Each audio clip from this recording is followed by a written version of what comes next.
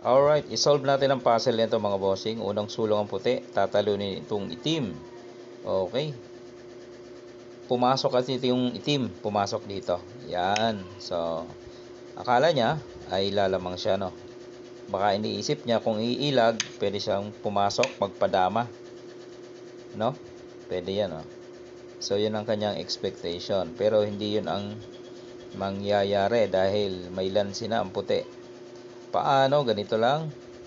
Dahil siya ay sumingit, dito ka, sasabay. So, may dalawang option siya ng kain kung anong uunahin niya. Dito kaya o dito. So, isa-isahin natin yan. Kung siya ay nagpadama agad, ang gagawin mo dyan ay dito ka. Yan. Para kakain siya dito. Kain ka dalawa, doon ka dumama sa dulo. Huwag dito sa kabila. Doon sa 9. Para yung dama ng itim kakain pa. Yan. Ngayon, ipakain mo to.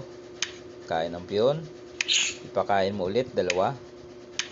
O, dito, yung damang ikain mo. Para pagkain ng piyon niya, matatluhan mo siya.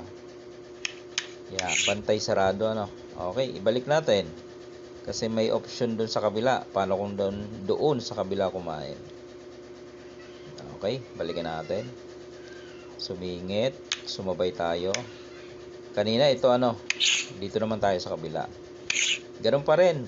Basta doon ka lang dadama sa dulo, sa 9. O, kakain naman siya. O, wala siyang choice. Ayan o, kakain. So, nakadama siya. Susulong ka ngayon dito. O, doon din mauwi yan sa kanina. Kakain ang dama niya. Diba? Pakain mo to. Pakain mo dalawa. Ikain mo yung dama mo. Pagkain niya, boom. Ayun. Same process ang nangyari. Okay. Balik natin. Tabla sana yan, no? Kasi ganito sumulong dito, sumingit siya. Kaya siya natalo. Siguro kung dito siya, baka nakatabla, no? Yan, no? Pakain. Kain dalawa. Kain siya dito. No choice ang puti. Magpabalik. Tapos nakasabay dito. Pagkain ay tatatluhin.